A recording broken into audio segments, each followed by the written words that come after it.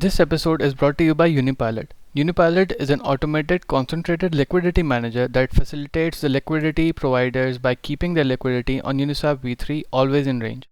Unipilot optimizes your liquidity through depositing it in concentrated ranges and preventing it from going out of range. This way, the capital always earns more fees as compared to liquidity providers providing liquidity directly on Uniswap. You can check out Unipilot on their website unipilot.io, or you can also join their Discord. The link is in the description below. Hello everyone and welcome back to 3.0. This is the second episode that you are about to hear. Today I have a very known guest with me, Mr. Salman Khan from Exord as the Director of PR and the Chief Crewmate of Blockship. So hello Salman. Hello Arham, how you doing? Thank you for having me. That's not an issue. As you know that the topic that we are going to start today is about DAOs, and I specifically have known you as you have started this initiative as Blockship on Discord, and it is a community where we have developers and everybody. So you were the fittest person to have for this podcast. hmm So let's get right to it. So Salman, how do you describe DAOs? What is the full form of DAO? How do you describe them? I really like the definition that we see on Ethereum's website. They call DAO as kind of an internet native business that is collectively owned and managed by users. So people in DAO actually share some same goals and they work together to achieve them. It can be either building a product or it can be in the form of a social startup. So that's what I see DAOs like. Okay. So according to Wikipedia, that they define DAO as an organization represented by rules encoded in a transparent computer program, or you could say a smart contract. So could you say that Ethereum is also a DAO? Ethereum runs with a community, so yeah, they possess the characteristics that a DAO has. So the concept is that this word that we see in the DAO, that is, a DAO needs to be autonomous. It means that you need to have some kind of rules that you want to put into some kind of a smart contract that goes onto the blockchain, and then the decisions you take on the basis of that rules, so you can uh, conduct them in a safe environment and they can be run autonomously. So that's how the definition comes from. Okay, so how did people come up with this? What is the history behind this? Yeah, so we go back into the time. So blockchain is not a new concept. Web3 was there as well. So I think, as far as I remember, the one of the first two DAOs were from the Ethereum's people. There were some developers or people that were working in the Ethereum ecosystem. So they came together and formed a DAO with the name of Genesis DAO. And then we had another DAO with the name The DAO. So these are the That's most pretty straightforward. yeah. So these are the most initial DAOs that we see in the history. Okay. So, why do you think exactly do we need DAOs? Don't we have rules? Don't we have communities already that people manage and look over? So why create a system that is autonomous and also free from the people and depending on machines? Yeah, so the thing is, if we talk about Web3, so Web3 comes with a promise that we are building an internet that is owned truly by users. So we want to put people in the control. So we need some kind of architecture or a framework in which people can come together and form an organization that doesn't necessarily work on the conventional ethos, which is that if you see an organization in the conventional market or the conventional web, so that has a flat structure. There is some kind of a hierarchy over there. So we need these kind of organizations in which we have total democracy. Everyone has their say. They can they can propose any change that they want, and then there can be a mechanism in which anyone from the organization can put forward a proposal, and then all the people that are contributing in that DAO, they can actually vote on it.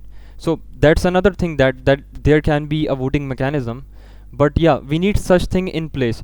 And the thing is that we need, if we talk about web3, we need collective interest of people to build web3 products, because web3 is dependent on the people. We need more people coming into this space and building more products that actually empower the whole communities. So yeah, this is the most important thing. And if we talk about web3, I don't think that web3's true promise can be achieved without having DAOs or something similar to this. So yeah. Okay, so if I say that the rules embedded in a smart contract are basically something that a human doesn't need to focus on, rather than it focuses on the innovation with the people. So would that be correct? Yeah, that actually both things go hand in hand. We need to have innovative ideas, we need to have innovative products that are actually breaking that are actually challenging the status quo. I mean, it can be a financial product that works in a different, you can say, rituals. I mean, so for that we need people that think in a way that how we can innovatively disrupt these products, and then also form a way, or a community that actually contributes in building these products in a collective way. So that's how I see it. Okay, so what I need to know is that a difference, proper differences between a traditional company that is run, also that is run by the people, and a DAO. Like how these two are different from each other. How much difference do they have? So the first thing that I see by just looking at a DAO is that in DAO there is a complete democracy. Like if we talk about the conventional companies, they have this traditional hierarchical structure in which only few people have the power. If in DAO we have these kind of voting mechanisms in which people can take decision collectively. And then if we talk about the conventional companies, even if they have a voting mechanism involved, that is only constrained by some kind of a board that has only few members that are totally taking all the decisions for, and they are actually speaking up for all the people. So that's one of the thing that I see.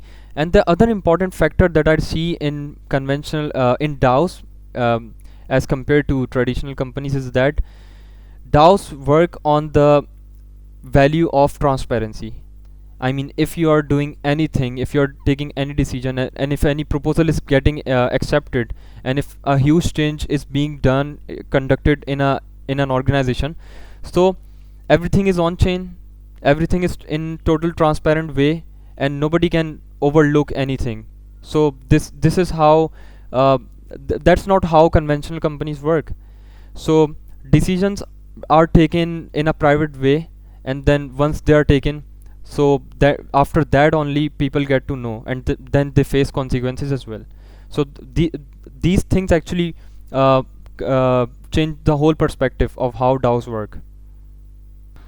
Okay, so what I am thinking is, a person that starts a business, that becomes an entrepreneur, he becomes an entrepreneur to earn money, to have that power, to have that fame or something like that. Everybody has different factors. So that's why they start a company, they build such big buildings, they have so many employees, they make turnovers, huge stuff. So when a person in the Web3 starts a business and he creates a DAO, where's that power? Where's that money? How do I feel complete without these things? Yeah, so that actually that's the beauty of Web3. So we are talking about uh, building such products that give power back to the people. So everything is decentralized, right? Everyone has their say, everyone has their fair share. So even if we talk about how the financials are working in these DAOs, so all DAOs have their treasuries. So as we talked previously, that there is a complete transparency. I mean, if you want to add any fund into that treasury, or if you want to take out some money from it and use it for some purpose, so everything is transparent. And if even if the person who made a DAO, so he can be he can still be called the CEO maybe, or a founder of that DAO, just like you see in conventional companies. But then if he want to take any decision and if he want to implement a change, so he goes towards uh, some kind of a way that he proposes it to the community, and then people have a look at it, and they see that okay, if the change that he's proposing, if it's the right decision to make, and if it will be uh, affecting the people in the community in the best way, and it's in the best interest of the people, then that decision can be actually executed. So yeah, so the people who starts these kind of organizations, DAOs, so they still have a good say, they actually influence people's decision as well. But then we have this framework in which people can still vote and provide their valuable feedback. So that's how we differ in the new web, which is web 3. Okay, so talking this much, I've from what I've learned is that if you're in the Web3, that means you are working for the people, you're giving power to the people and everything. Mm-hmm. So if a person wants to start a business in the Web3, he might want to create a DAO. He might not Mm-hmm. also want to create a DAO. That's up to him. But if a person wants to create a DAO, what Mm-hmm. are the initial steps that you think a person should take? Okay, yeah. So the first thing is that y- you need, if you, even if you are starting a community which is not based on the web3, you still need some kind of a purpose. You need to have uh, a shared interest that you can put forward to towards a tribe of people.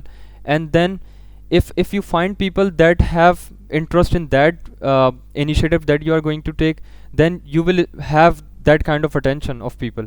So once you have that, once you have something to gather people around, then what you do is that you set up some kind of regulatory framework, that how the the rules will be set in place. And once you have that, you can start with writing a smart contract and just deploy it on any blockchain network that you like. And once you do that, the DAO is set in place. The basic fundamentals of that community or decentralized autonomous organization is there.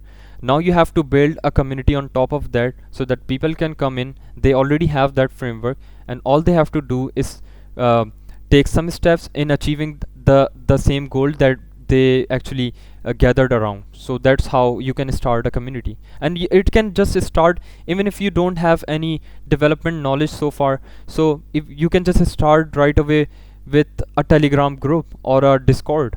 So actually we are seeing such communities coming up. So they started back with a with just a Discord group, and now they are converting towards DAO. So yeah, this is what we're seeing in the community. Okay, so a little about, like I mentioned before, that you started a community by the name Blockship. Yes, that we all over here are part of in Exord, and the people that we have are all blockchain centric people, development centric people. So could you tell a little about what Blockship is? What does it do? What is the mindset that is inside Blockship? What the people agree on, and different other types of DAOs that are present. Okay, yeah. So the thing is, if we talk about Blockship, so Blockship was a community initiative that was taken by Exord, which is itself a Web3 R&D company. So when we talk about Web3, so the thing is that Web3 promises a world in which people are empowered, right? So if we want to idealize that world, and if we want to build that world, we will need such communities, and these communities will be a crucial part in achieving that true vision of web3. So Blockship was started with the same vision, that we are moving towards an ideal world of web3. So how do we achieve that?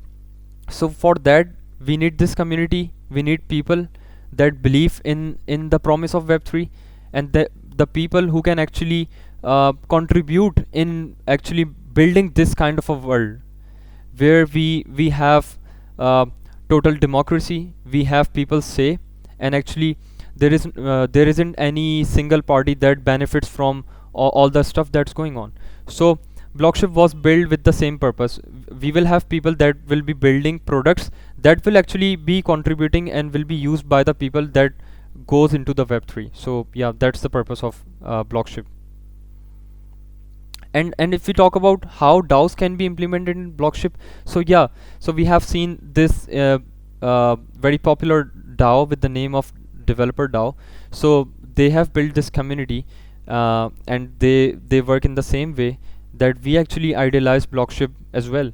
So we want to have people, have good people with us, have good builders, community builders, and then marketing people as well, different kind of people that we want to add into our community. So once we have that, we can convert it into a DAO, and all the people that are contributing in our community, they get their fair share out of it, and they can take collective initiatives within the community, and that can be regulated, or you can say built upon a framework of DAO.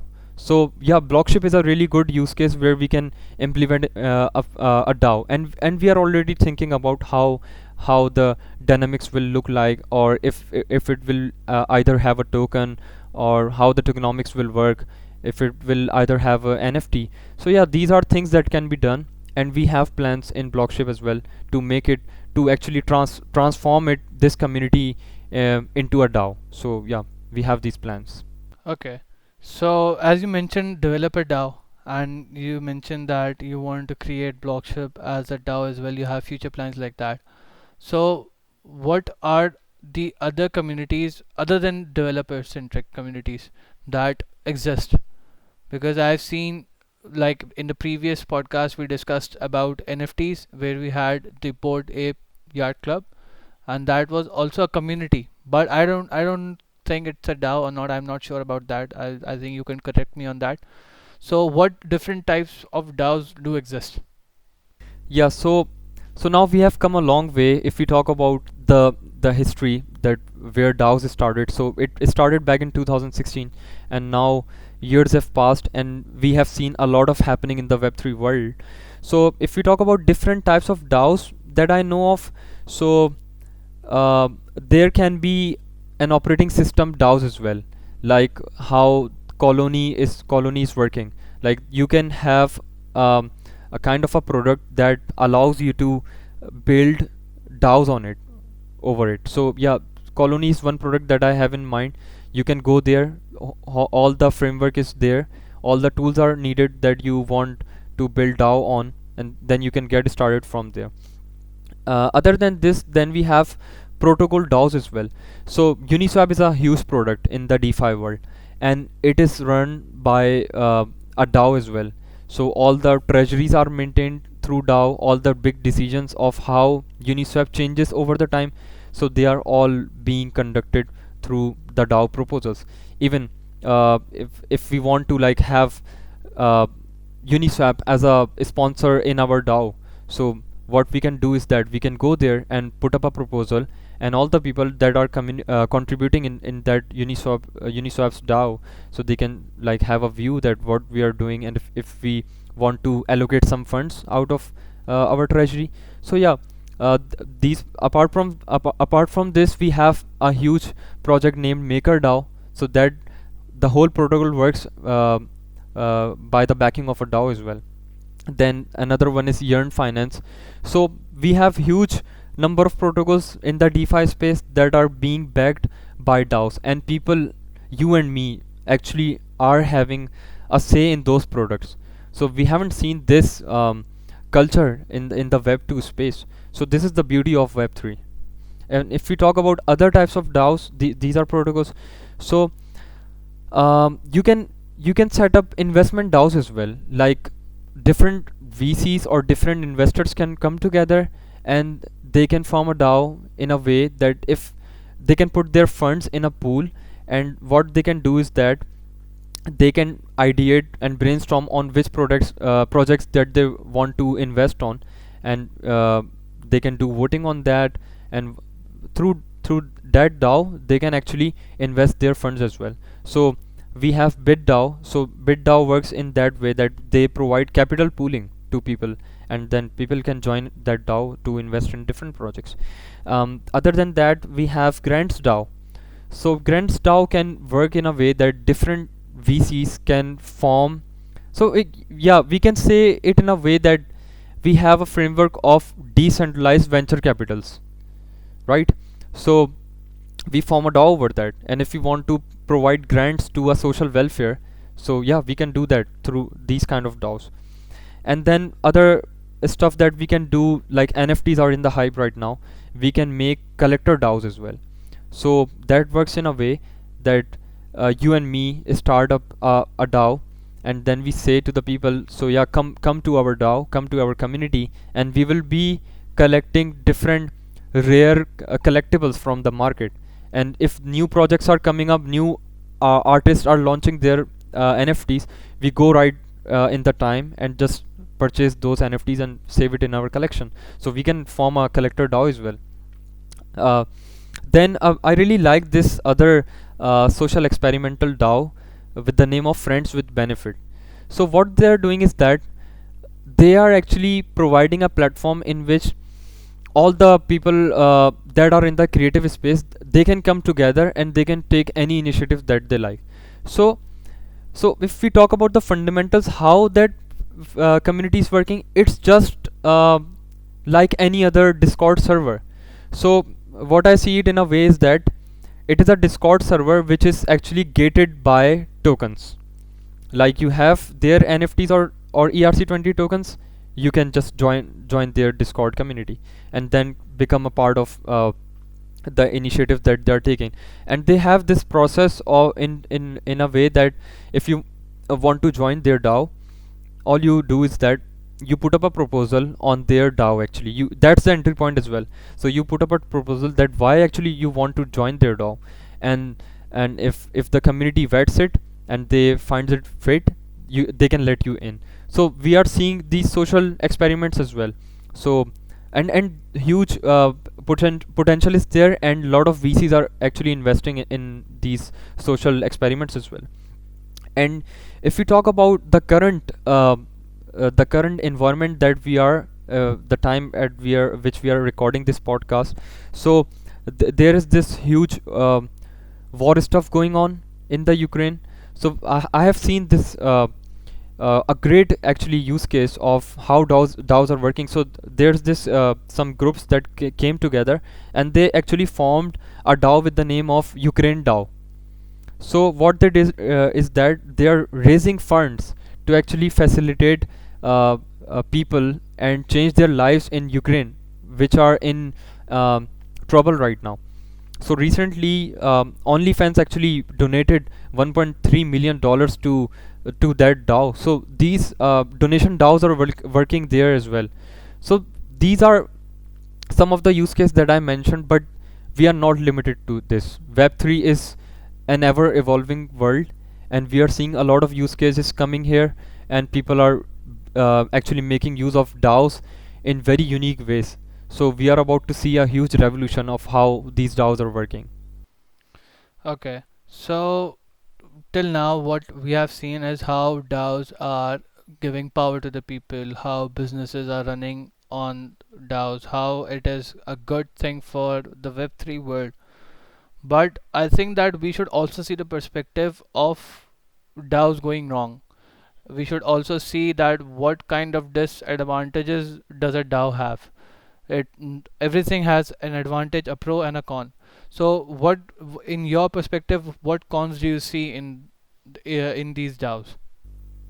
Yeah, so if we talk about the Web3 world itself, right? So we are in a state that we are still evolving. We are learning from the mistakes that we did. If we talk about the earliest DAOs that started with the name the DAO, so actually that DAO went through a huge hack in which they overlooked few fundamentals that they set in place, and which resulted in a huge hack, due to which Ethereum actually had to hard fork its network.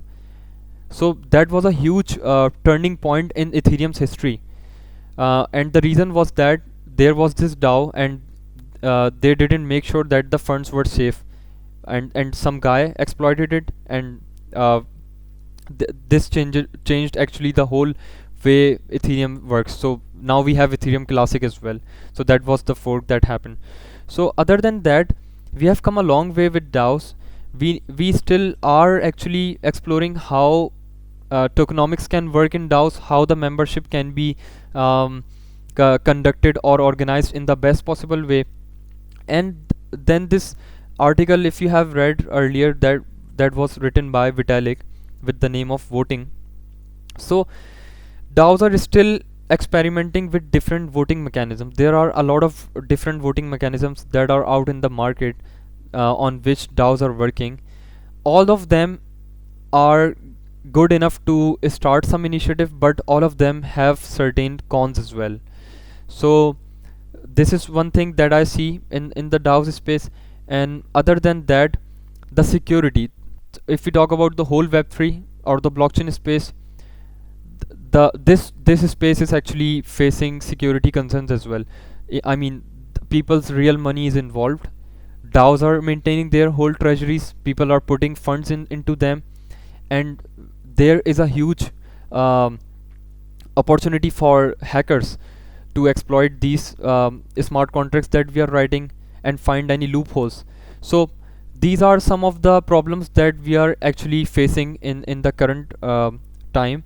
But yeah, as the time passes on, we are actually fixing it, and people are contributing in making these DAOs more strong and more sustainable. So yeah. Okay, so where do you see the future of DAOs in the next 5 to 10 years? How do you see that? Um, how would they contribute to the system? Because from what I see, from what you have told as well, that people make decision in that.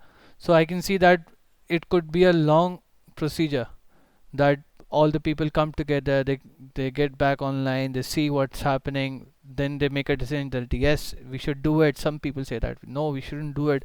So is this thing future proof? If is there other decisions that are being made fast enough to keep up with the innovation that's happening? Mm-hmm. Yeah, actually, that's another issue that you have mentioned, and this is actually happening. That we have these criterias, we have these frameworks in which people can come and vote and provide their valuable feedback, but that's not happening in majority of the DAOs. I mean, only a small chunk of people are actually voting and providing their feedback that are actually changing the whole course of those products, and people are not actually actively taking part in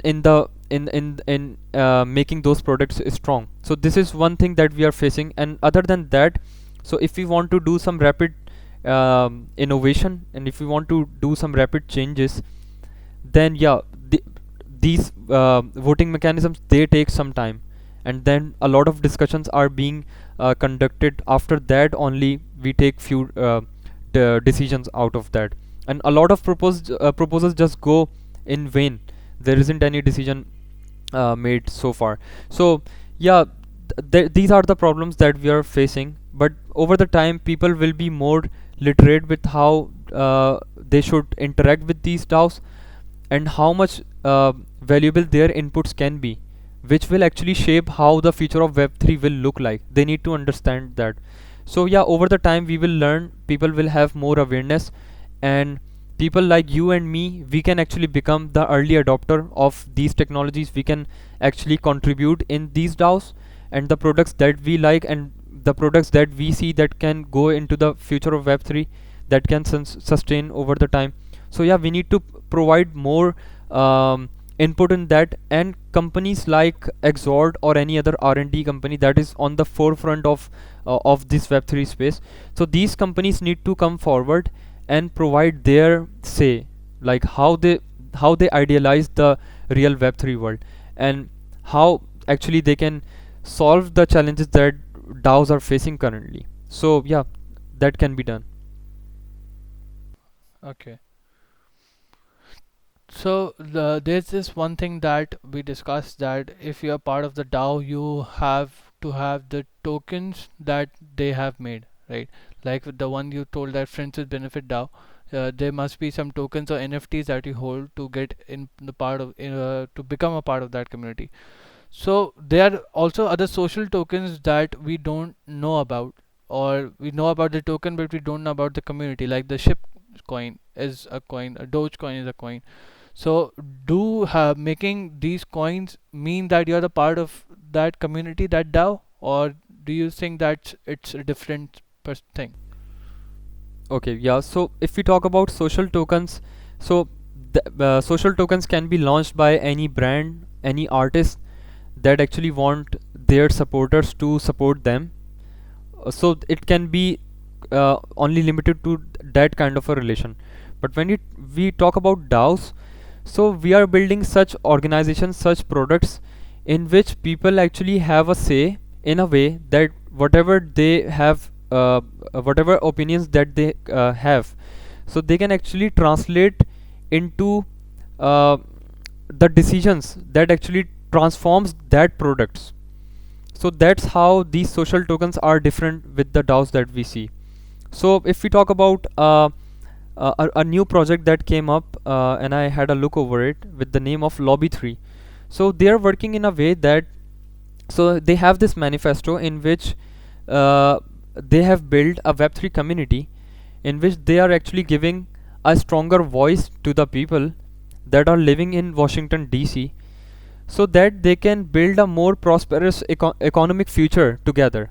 Like if there is something that's going on behind the doors of Capitol Washington DC, so they want to have their say, they want to influence those decisions in a way that all the policies that are being made uh, by those governments, they want to have a say in that, and they actually can change how things work, so that we have a Web3 world which is safer, which has more room of innovation, which doesn't actually um, binds people in so many constraints. So yeah, these are some DAOs that are being made that actually changes the whole social perspective of how things can work. So social tokens are there, they are there to support some kind of artist or any celebrities, that can be limited to that. But DAOs are a next can be said in a way that this is the next step over social tokens. So we have proof of ownership in a way that we can actually provide some kind of a value that changes the whole course of Web3. So these, that's how I see social tokens different in a way compared to DAOs. Okay. So anything that you would like to add in the end as we are going towards the end of this podcast? hmm Yeah, so I think that so another experiment that I see that I saw recently was with the name of Constitution DAO. So that was actually a really beautiful experiment that was conducted, and in that actually it was a single purpose DAO, and what they did is that they wanted to purchase the original copy of Constitution, and they actually raised $47 million just with this single purpose. So if we talk about such experiments, we see a huge potential of how people from all around the world can collaborate together, come together, and form these communities that have same vision, that have same goals, and then they can actually achieve those goals.